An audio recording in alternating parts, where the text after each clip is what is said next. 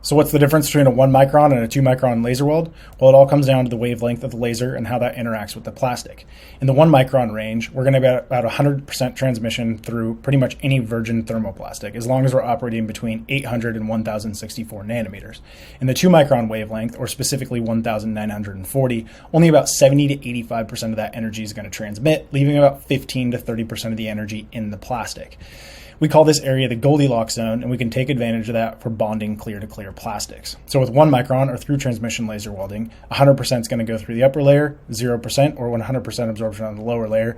Energy passes through, heat's absorbed into the lower layer, and then because they're clamped together, that heat's going to conduct into the upper layer and create a bond at the joint interface. 2 microns a little bit different. Remember, we get less energy through the plastic, so some staying in it. Because of that, we can create a volumetric bond between the two pieces. So you can see a 1 micron bond here with a virgin upper layer and a carbon-filled black lower layer, and the volumetric bond of a 2 micron laser weld. If you have any questions or you'd like to kick off a project with us, please visit us at Dukane.com.